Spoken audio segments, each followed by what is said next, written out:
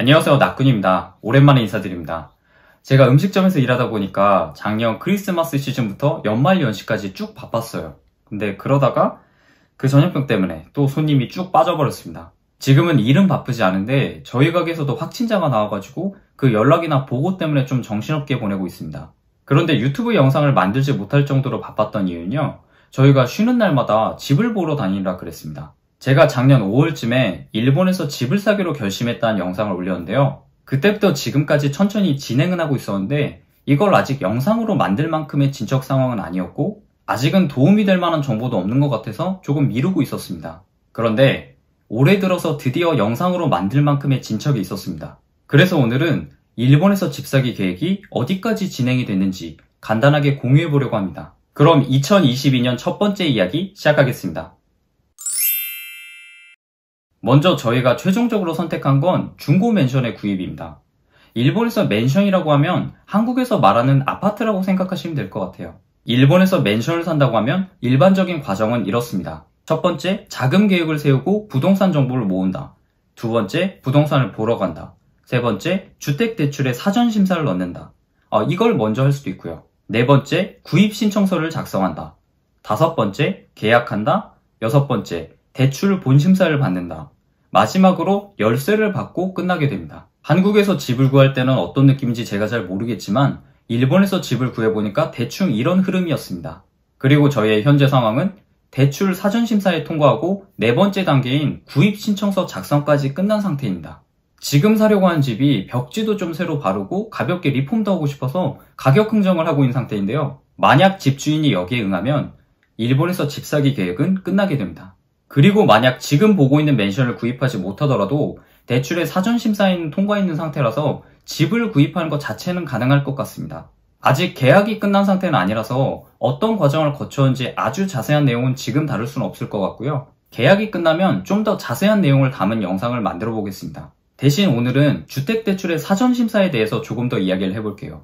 저희가 주택대출 심사를 넣은 곳은 총 두 군데입니다. 하나는 부동산에서 추천을 받은 플랫35였고 또 하나는 저희가 찾아서 신청한 au지분은행이라는 곳입니다. 먼저 플랫35는 일본에서 주택대출에 대해서 조금이라도 관심이 있으시면 한 번쯤은 들어보셨을 텐데요. 쉽게 설명하면 35년 동안 전기간 고정금리를 제공하는 대출입니다. 금리는 1.7% 정도인데 여기에 다양한 옵션이 있어서 여기서 좀 더 낮출 수도 있고 반대로 좀 더 오를 수도 있습니다. 자세한 내용을 다루려고 하면 영상을 아예 하나 따로 찍어야 될 수준이니까 오늘은 간단하게만 소개해 볼게요.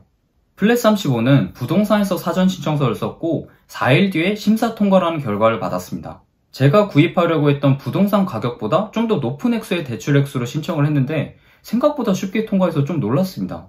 중간에 한번 담당자로부터 전화가 왔는데요. 그냥 제가 다니고 있는 회사 근속 연수에 대한 확인 정도였습니다. 그리고 제 이름의 한자가 좀 어렵다 보니까 이걸 타이핑을 어떻게 쳐야 되는지 그것만 좀 묻더라고요. 그런데 1.7%라는 금리가 조금 높게 느껴져서 다른 곳도 찾아보다가 신청을 넣어본 곳이 au지분은행입니다. 물론 변동금리이긴 하지만 0.41%라는 아주 낮은 금리로 주택론을 제공하는 곳으로 유명한 곳이고요. 저희가 au의 주식도 좀 가지고 있고 관련 서비스도 많이 이용하고 있다 보니까 겸사겸사 계좌도 만들고 신청도 넣어봤습니다. 그리고 여기도 역시 4일 뒤에 심사 통과라는 연락을 받았습니다. 플랫35도 좋은 선택이라고 생각을 하는데 아무래도 인터넷 뱅킹 쪽이 금리나 다른 서비스 면에서 너무 강하다 보니까 au지분은행에서 대출을 받을 것 같습니다. 참고로 대출 액수만 비교하자면 플랫35 쪽이 좀 더 많이 나왔습니다.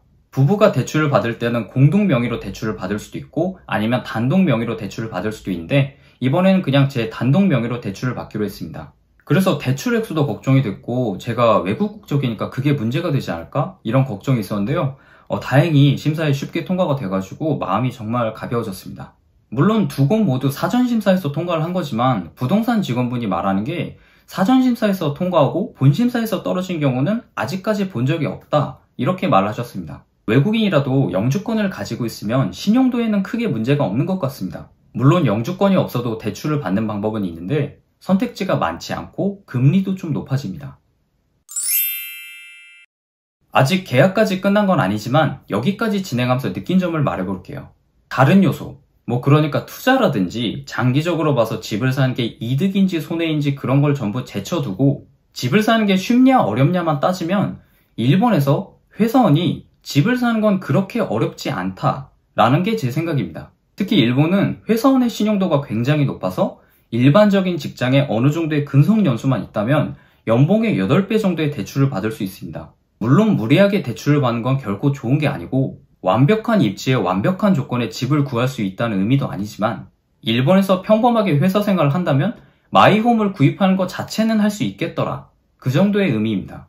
그리고 일본의 주택대출에 대해서 알아보다 보면 일본이라는 나라가 유독 주택대출에는 굉장히 관대하다는 걸 느낍니다. 여기에 대해서는 일본의 모 금융계 유튜브의 의견이 인상 깊었습니다.